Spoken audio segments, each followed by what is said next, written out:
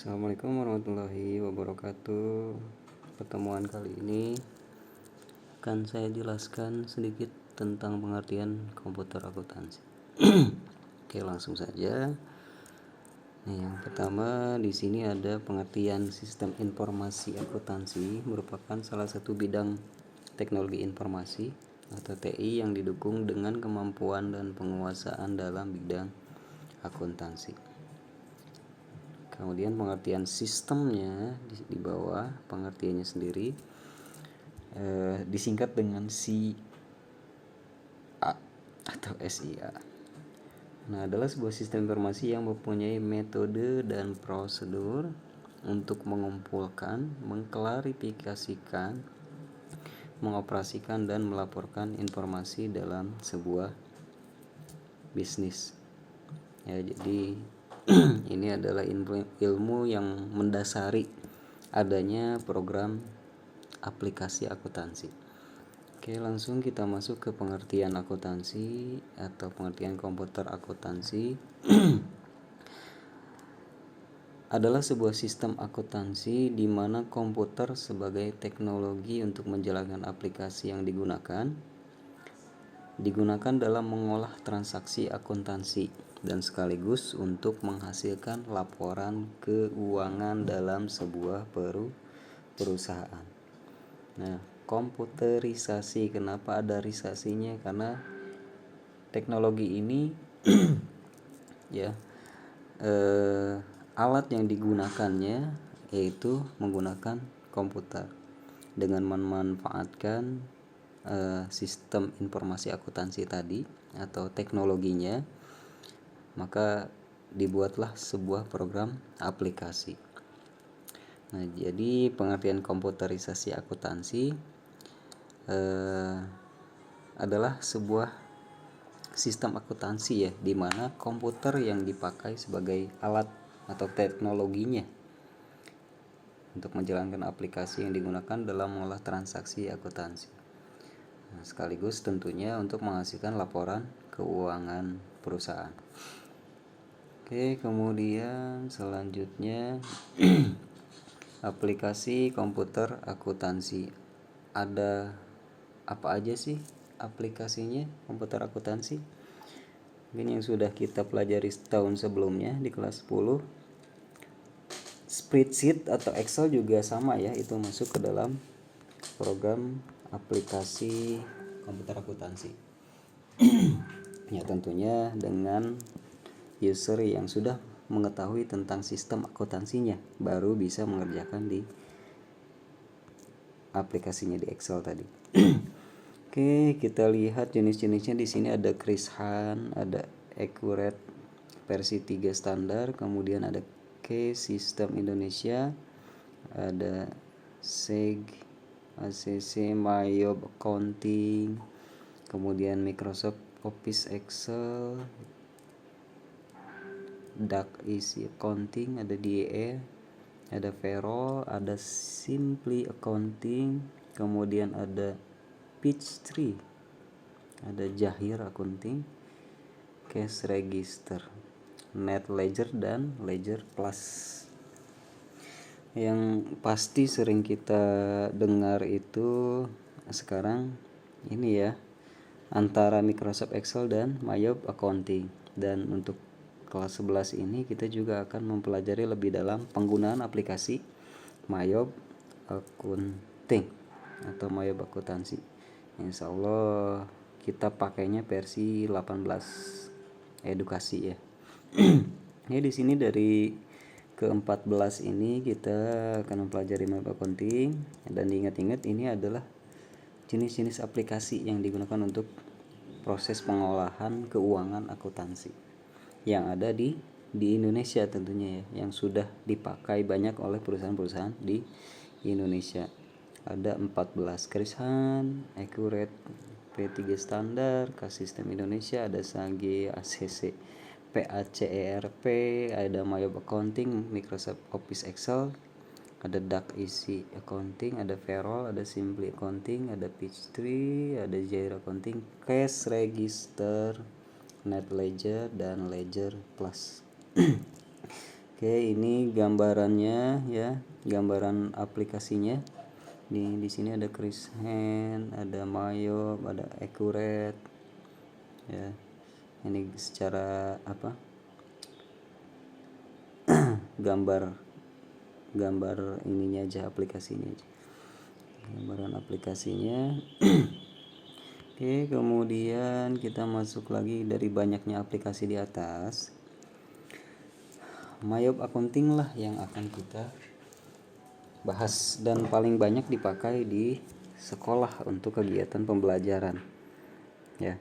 Dan untuk proses sertifikasi uji kompetensi juga dari mulai tahun 2017 itu sudah dimulai. Hampir di semua SMK itu menggunakan Mayob ya. Dengan versi yang berbeda-beda tentunya. Oke, di sini ada kelebihan atau kenapa sih alasan kenapa sebagian sekolah atau sebagian perusahaan menggunakan Mayob Accounting.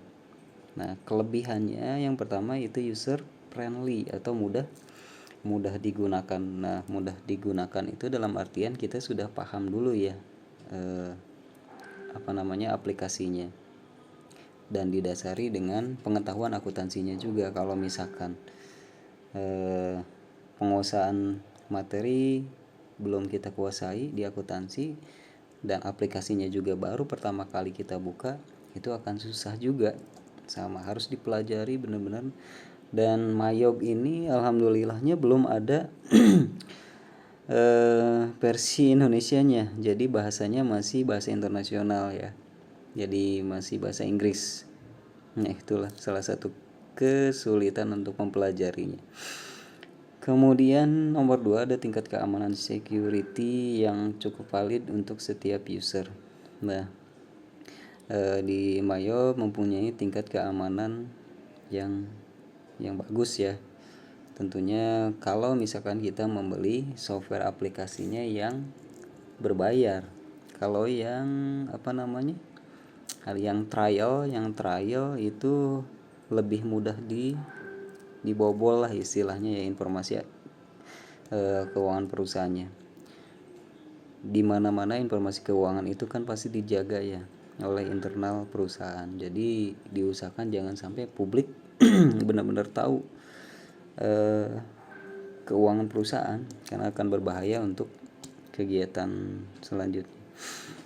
Ya, pokoknya tingkat keamanannya atau security-nya ini bagus ya. Dan kalau yang versi trial itu maksimal database yang kita simpan itu 120 hari masih bisa kita buka, masih bisa kita edit. Tapi lewat dari 120 hari database kita itu akan tercrack atau terkunci, terlock ya. Terlock jadinya. Jadi tidak bisa dibuka. Kalau misalnya mau dibuka harus menghubungi pihak Mayobnya untuk dibuka. Tapi untuk pembelajaran waktu 120 hari cukup lah ya untuk digunakan belajar. Oke, kemudian kemampuan eksplorasinya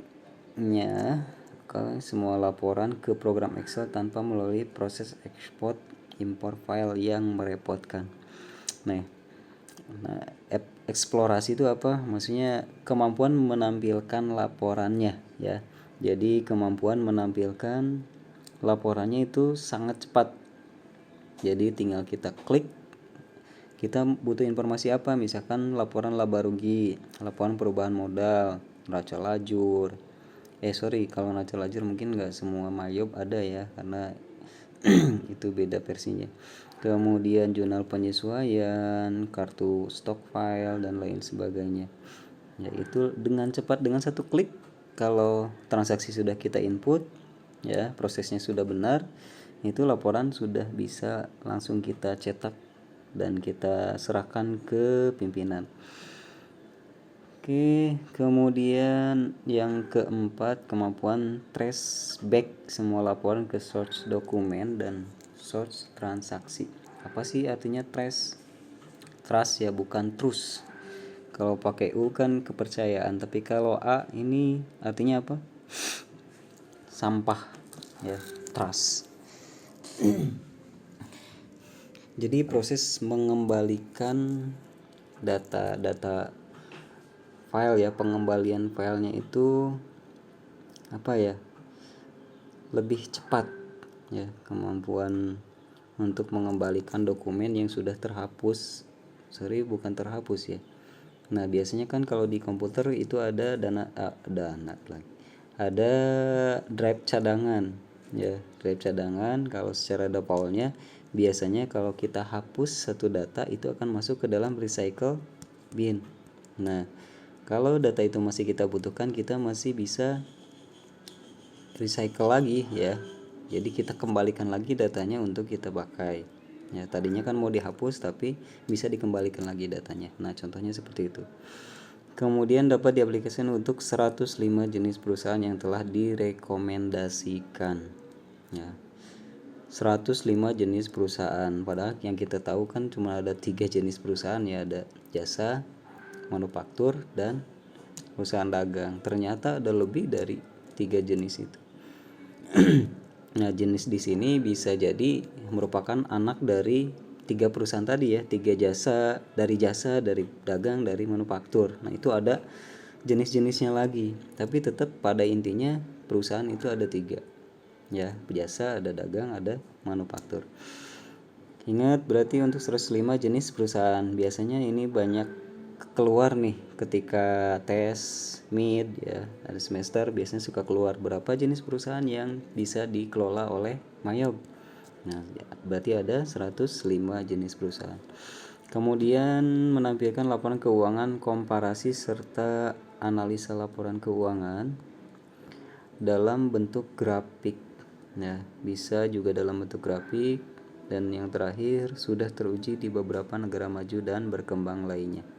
Nah, negara Indonesia termasuk negara apa sekarang? Maju kah atau apa? Menurut informasi sih masih ini ya, berkembang, tanya masuk, sudah mulai masuk negara berkembang. Berarti masih jauh dari maju lah. Oke. Kemudian ini ada 3 versi Mayob yang sudah umum di Indonesia. Yang pertama adalah Mayob Basic, ada Mayob Accounting yang akan kita pakai untuk pembelajaran nanti. Kemudian ada Mayob bukan primer mungkin ini. Oh iya, primer ya. Mayob istimewa itu berarti kan primer ya, ini harusnya. Oke, Mayob Basic dasar, Mayob Accounting, Mayob standar, kemudian Mayob primer. Yang pertama adalah Mayob Basic. Mayob Basic itu adalah Mayob yang masih terbatas untuk pengelolaan keuangannya. Nah, ini mungkin hanya perusahaan jasa mungkin bisa diselesaikan di Mayob Basic ini, karena tidak ada modul untuk inventory, persediaan barang, tidak ada modul untuk pembelian, kartu stok, ya, laporan utang dan lain sebagainya. Dan juga tidak bisa send to Excel secara otomatis. Jadi laporan itu tidak bisa diekspor ke Excel, ya. Jadi terbatas baku hanya di laporan aplikasi ini, di basicnya saja. Ya.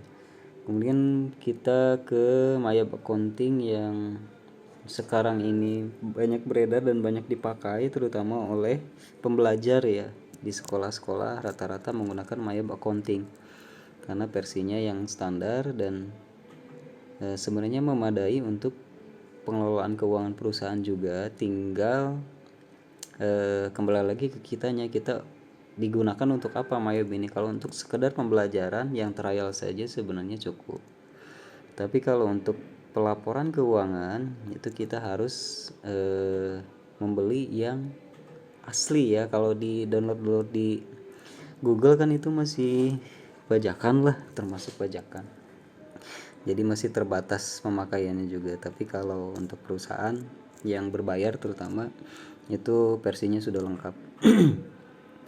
Oke, di antara versi Mayob Accounting itu ada versi 18 ya. Perbedaan yang mencolok antara Mayob Basic dengan Mayob Accounting adalah MyOb Accounting sudah dilengkapi dengan fitur untuk melacak persediaan. Nah, karena sudah disediakan modul inventory tadi ya, jadi kita bisa input nih persediaan ya, persediaan bahan baku, persediaan barang dagang dan lain sebagainya.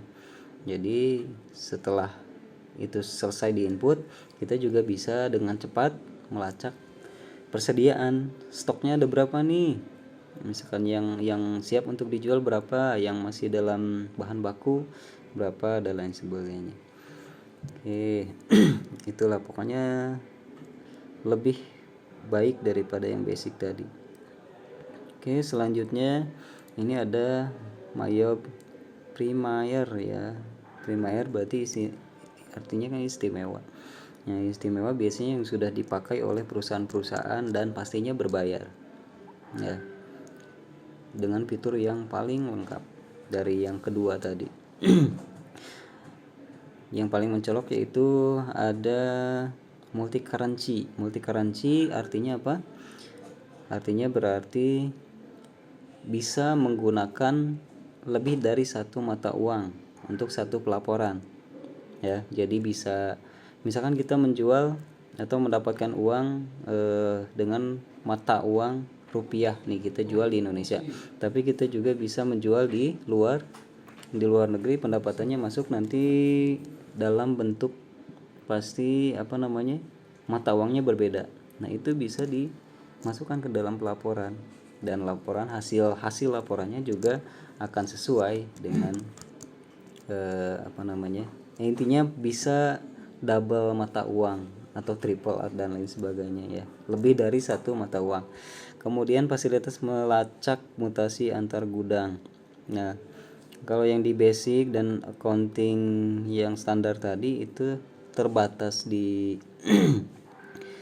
pengaturan gudang. Kalau yang ini lebih lengkap, jadi kita bisa membuatkan lebih dari satu gudang sekaligus. Kalau yang standar yang accounting itu biasanya hanya maksimal 2 gudang yang bisa dimasukkan ke dalam pelaporan, tapi kalau yang ini bisa lebih ya. Bisa juga yang accounting standar itu cuma satu gudang yang bisa dikelola ya, selebihnya kita harus pakai aplikasi yang lain. Serta fasilitas multi user. Apa yang dimaksud dengan multi user? Multi user itu kan pengguna ya. Kalau multi berarti lebih dari person atau personal satu gitu ya. Kalau multi kan bisa double, bisa triple dan lain sebagainya ya. Jadi bisa dibuka oleh beberapa orang tentunya dengan passwordnya masing-masing ya. Dan juga bisa diatur misalkan ada 3 pengelompokan pengaturan keuangan. Ada bagian kitchen, misalkan ada bagian dapur, ada bagian bagian produksi, kemudian bagian utama misalkan di kantor ya. Nah, itu bisa beda orang dengan aplikasi yang sama ya.